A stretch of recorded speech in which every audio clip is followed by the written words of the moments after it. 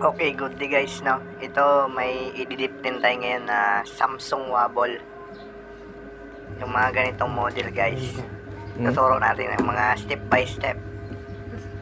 Una, tanggalin nyo muna yung dalawang guma dito sa screw ng board nya. May nakatakip dyan na dalawang guma. Kamayin nyo lang o hindi kaya, maghanap na kayo ng matulis na panunggit. Tapos tanggalin nyo yung screw na yan. Dalawa yan. Tapos, pag matanggal nyo na, yan, hilahin nyo lang ganyan. Sipatin nyo lang ng kamay nyo. Matigas, flat screw. Tapos may screw, may iwan pa yan dito, screw. Sa ilalim, dalawa. Tanggalin nyo lang din. Tapos ibalik nyo na yan. Tapos, Squad mo na dito. dito naman tayo sa likod, no? Yan, may screw yan dito, dalawa din. Tanggalin nyo din yan. Tapos yan. Tatanggal na yung pinaka-cover niyan. Tapos yung wire dito, yung pinaka-ground nya.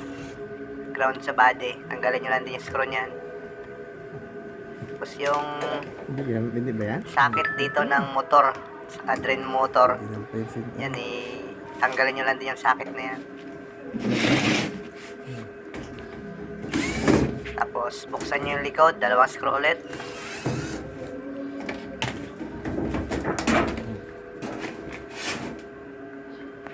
Tapos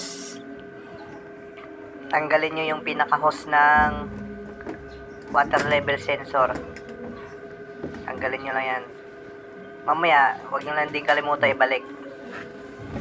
Kasi pag hindi nakakabit yan, hindi magwawash yan. Tapos yan, maangat nyo na yung na yan, top cover nya. Tapos ilagay nyo sa tabi. Tapos tanggalin ulit natin itong cover ng drum. 4 ulit na screw.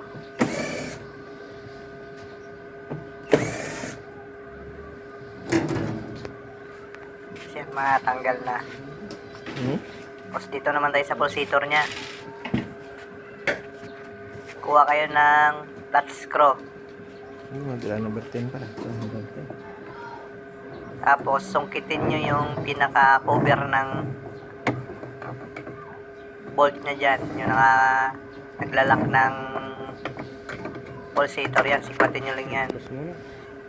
Yan. Pag nasikwat nyo, kuha kayo number 10 na T-wrench. Tapos luwagan nyo na.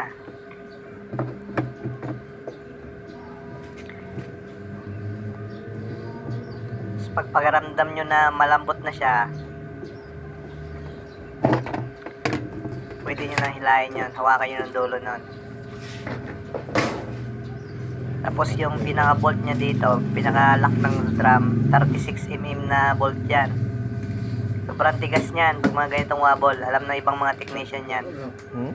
Gaano katigas yan. Ang iba, hindi talaga matatanggal yan.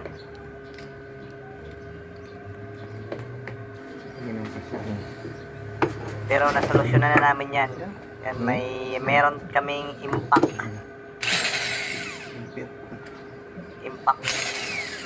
wrench. Gamit lang kayo ng socket na 36mm din. And guys, titikin lang natin.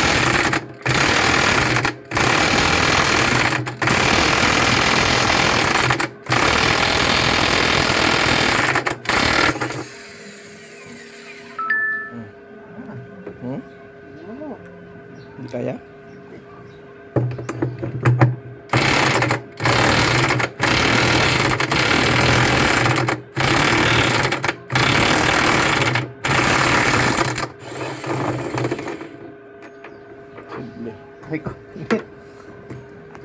Yan guys, yan. Tanggal na siya. Oh.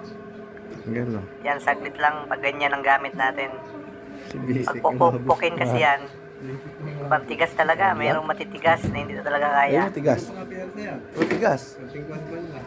Oh, hindi ba pwede yun? Pero pag may impact wrench ka, saglit lang yan. Pag mga ganong malalaki na impact na wire type ay nakasaksak yon. Kasi ito, dapat hinahatak lang to Yung mga pataas. boiler natin. Pero minsan naglalak din yan. Tulad nito, matigas. Sakit. Sarili tayo po. Matigas talaga. Kahit anong alog namin, wala talaga siyang sign na gumalaw. Kaya gamitan natin ng one yan guys. Puller. Kapit nyo lang yung tatlong paa niya dyan sa spider niya. Hindi bangga yan? Hindi na maiksi yan. Hindi kasya yung isa na yun. Kaya gamit tayo ng yung L. Yan, dahan-dahan lang sa pag-angat guys. Ay dahan-dahan lang sa pag-ikot para hindi maputol yung kinakapitan ng pulsator. Yes. Tingnan nyo lang kung tumatabingin siya. Pag tumatabingin, ayusin nyo. Kasi baka biglang maputol eh. Tulad niyan, dahan-dahan lang talaga. Para hindi ka makapuno. Hindi makapayad ng gearbox. Kaya ka naka-record eh. Kung sakaling maputol.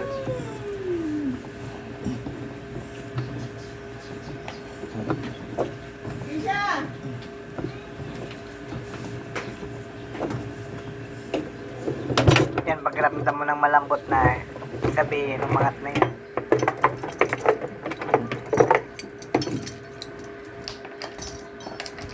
Hindi bala siya kanina kaya matigas eh.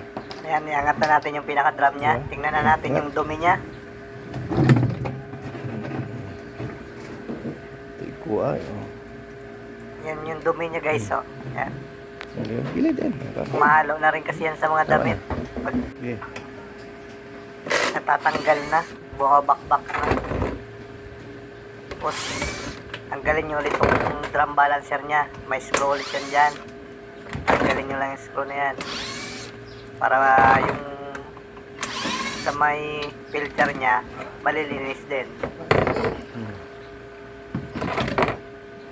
Tapos, pag natanggal, angat lang yan. Tapos yung itong parang sa may filter niya, Meron kami dito?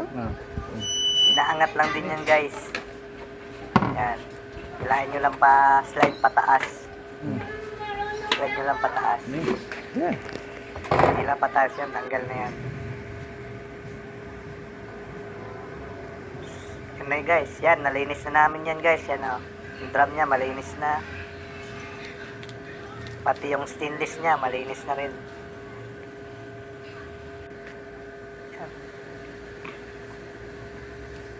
Yan, malinis na. Yan, ay balik na natin guys. Ayos na yan. Tapos testing natin.